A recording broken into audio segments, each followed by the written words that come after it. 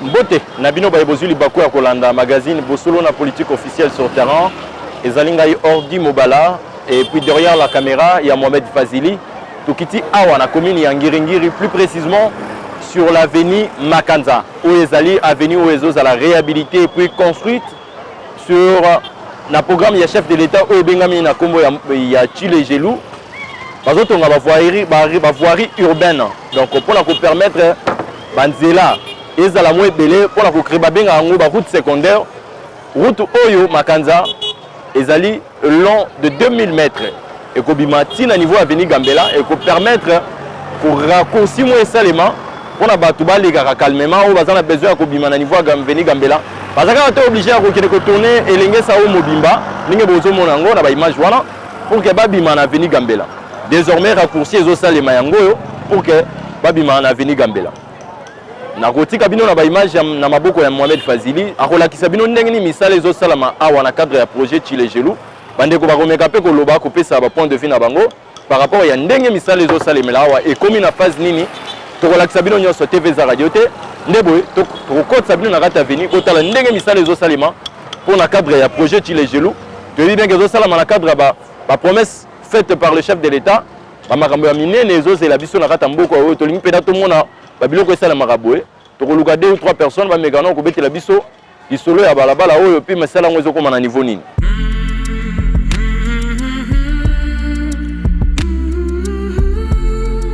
Mbote papa Mbote vous allez moko habiter en Ngiringiri? Non, naza moko habiter en Ngiringiri te mais Afrika tande ngingi makasi.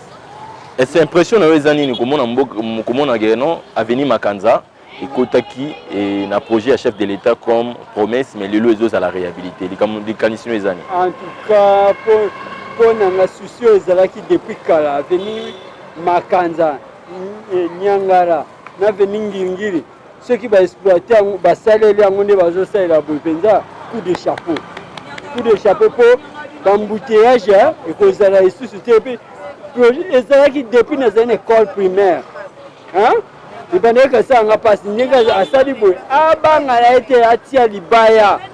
Atia benza libaya. Fati, si a benza libaya, te zomona. Te revoter. D'accord. Te revoter vraiment tia libaya, te revoter. Et puis ben l'engagement ça qu'on a offert na makala. Ah, banda ko mati. Mais félicitations ba terrestre bandi au sein de mabani. Activités ça na makala te ekoti. En tout cas coup de chapeau papa. Coup de chapeau. D'accord. Bongisa eza mabele na eza quinoa obotami na Léopold ville eza quinoa bongisa mabele na oyo ba ezalaki kala bazali koloba me baosala te yo ene mpenza olobi kosali Fridolin Ambongo afélicitaki yo na messe d'ouverture abi azomona baacte Fridolin Ambongo cardinal aomona baacte continue na baacte oyo toza nsima na yo soko tie libaya tokovote okodouble mandat mpo na ngai mpe mpo na bato mosusu baa na nsima na ngai.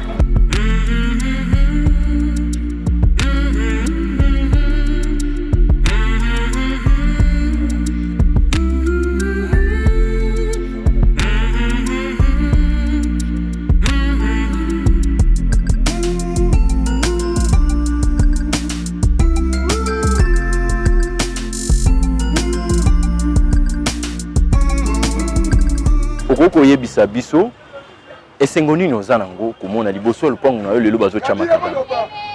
Merci bandeko journaliste ndenge boyo kotala biso et kotala misala mokonza mboka azo kosalisa. Vraiment très esengo mimi. Premier question zanango po oyo balabala ezali nouvelle averse. Maintenant Makanza.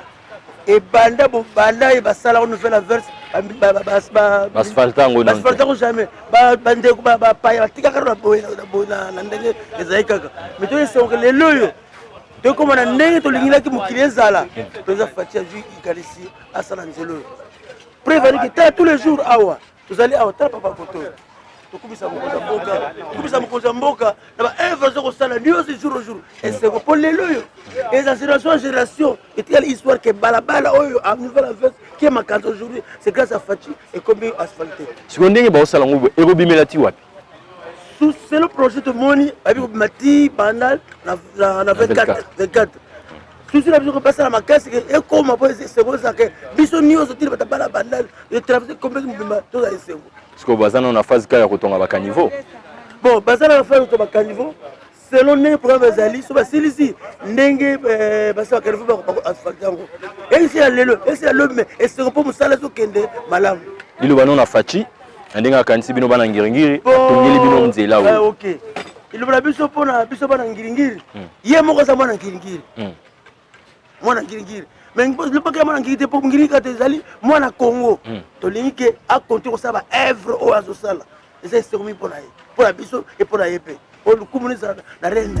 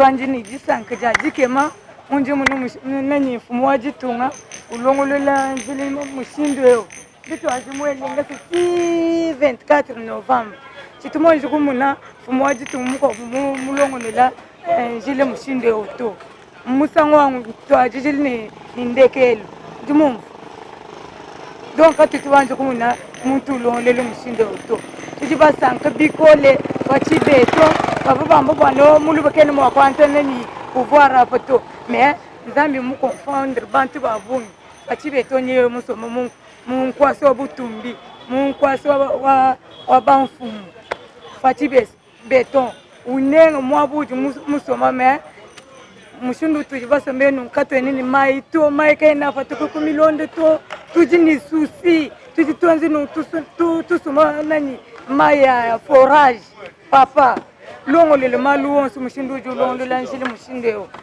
mwene kulu akubenesha utungu nuku yukumpa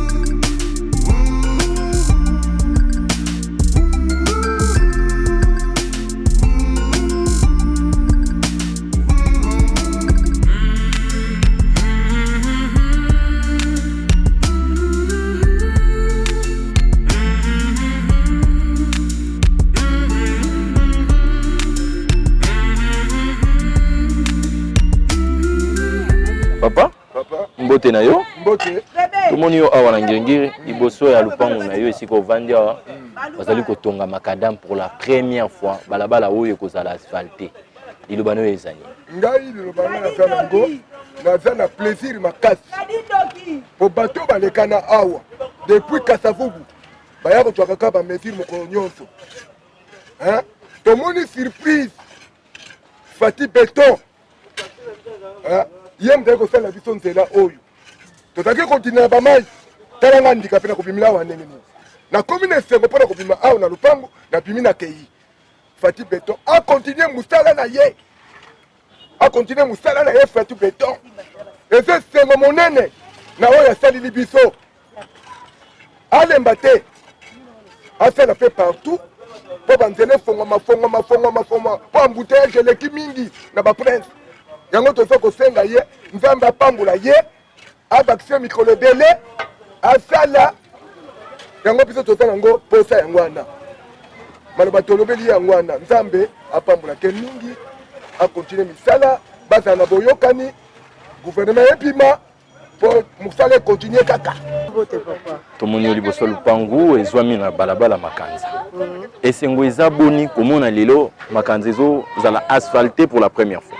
Bon, toza na esengo mingi parce que tozomona tovanda tomoni bato baye osala biso baterrasse tomoni pe baterrasse ezosalama mosala ezosalama mpenza ayebisi biso bakosa makadame ya moke awa twa tosepeli mingi esengo na biso ezali so batie biso makadame yango wana nde ekosunga biso mpe na baproblème ya bambuteyage banzela minene bambuteyage soki ezali bamituka mosusu ekokota na bababala mike mpo et désengorger na babala minene. Voilà, yango wana toma esengo toza nango yango wana.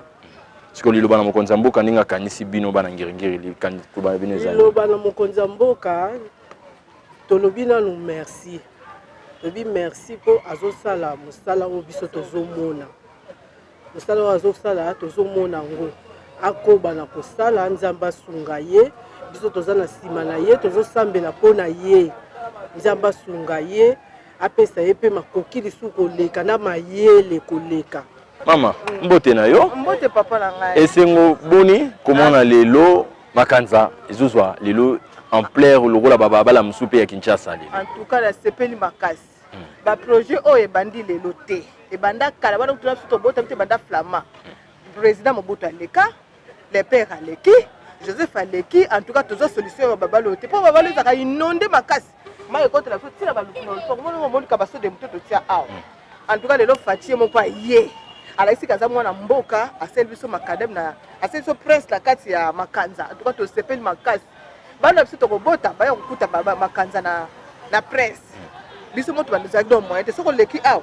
Balabala nyonso mai na mai. Mais fatie ya umela na votaka na ngayete. Mais na deuxième mandat akoleka akozwa na ngai na kunozo na ngai na bana ko na biso nyonso na kopesa ye pona musala zo sala moni pe misala belé azo sala vanda na ya umela deuxième mandat to ko voter lisusu.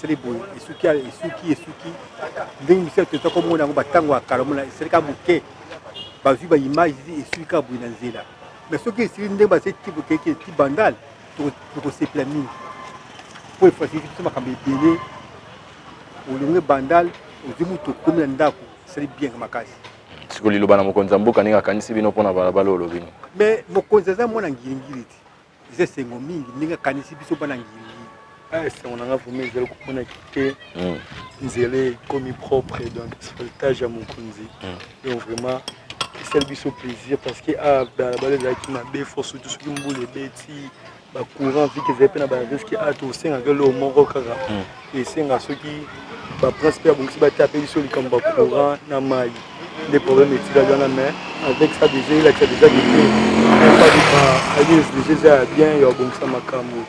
Les gens qui ont risque de nous risque de ceux qui ont les bêtis souvent bakata bakourant qui basimbe zaza na CCC donc on des problèmes mais ce qu'on est tout le monde de makambole déjà bien donc moto na yo za okumbi tukutuku ya Kinshasa to benga bino mingi bawewa nzela o salela ba biso mbule beti ya ezalaka impraticable lelo fatia abi faut chango makadam bokoma kotambola convenablement. De circulation ils allaient vraiment sans pour autant être inquiétés. En tout cas, na remercie na ya liboso na nzambe pour atindeli biso mosungi o biso tondako zela pepe congolais. Tango nazomona nzela oyo ezoko kopesa nga esengo. Nzela ya makanzi zo makadam. Donc côté oyo epesa ka kitoko poza la nzela tondako le kango na pasi atana makolo. En tout cas félicitations à mon compte en boka ndinga zo kotisa makadam na katikata makanza oyo eza ba veneze belé to moni ke loko asali makanza akosa su mususu longo na to pesi na ye to mona su elengesa ezala ki pasi pona ko matana elengesa kuna lelo biso bata moto to komo kende tili kolona mituka en tout cas nyoso tito pesa ka longonya na ye en tout cas nzamba batela ye apese susu bwania apesa susu bone ya koleka lisusu asala impulse mpona bakongolais lisusu. Mbote papa esengo na yo eza nini komona lelo aveni Makanza bazotyango makadamu? esengo ezali Makanza ezalaki mai mbula soki ebeti mai ezotonda mopanzi nyonso tu tosepeli naye Makanza ekoti makadamu Fati Beton azosala c'est bon akontinue kaka boye ti babalabala nyonso banzombo baniangara bangiringiri basala yango c'est bon atoza na kati ya Makanza ezalaki mai ya mbula soki ebeti danger 3 jours mai esilaka tu siko ndenge balobi bango bazosala misala bazosuka kaka na Gambela to na Khartoum to bakokende ti wapi? Bon bango balobi oyo bakotraverse ti na 24 so basala yango c'est bon.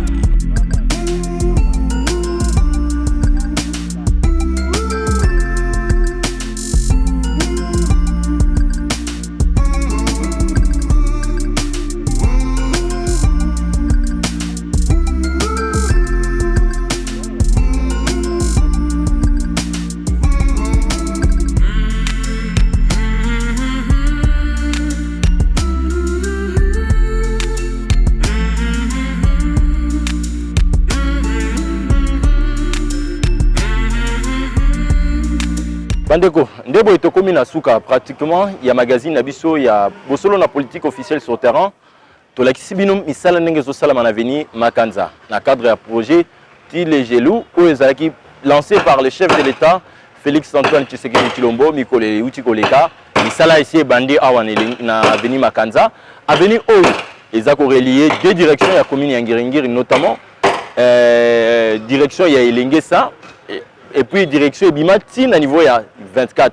Mais premièrement phase où il y a liboso misala ezo suka nanu awa et va continuer nango tikuna mais ba komi déjà na ba image to lakisi bino ba komi déjà na niveau ya balabala Gambela ba leki Khartoum ba komi déjà na niveau ya Gambela ezali awa na kata commune Ngiringiri misala ezo koba ba yebisi biso te ezo sala na société Grec 7 o ezali ya ba chinois ba koba na cadre ya projet au Mukonzambu Kauté ko lancer pour na ko moderniser ville à Kinshasa pour na permettre la ville à Kinshasa comme la voirie urbaine et belé puis la route secondaire et belé au cas où embouteillage dans la route principale ba koto ko ko zobanzela ou la robima bandal to ko lunga bandal ko bima Ngiringiri nazalaki ngai mo côté nazalaki accompagné dans la grande équipe pour ezalaki derrière la caméra Mohamed Fazili pourquoi pas Roulin Bamba ngai ezalaki Ordi Mobala to tombeli bino molamu mingi na mabota mabino to pesi mbote une équipe mobimba ya bosolo équipe makana Israël Mutombo Papa Sango ndeboy tokutana mikolo ezali koya mais loko tokosenga projet oyo esuka na nzela te koma tina phase terminale nango bolamu mingi na mabota mabino nde tokutani na mikolo ezali koya ciao.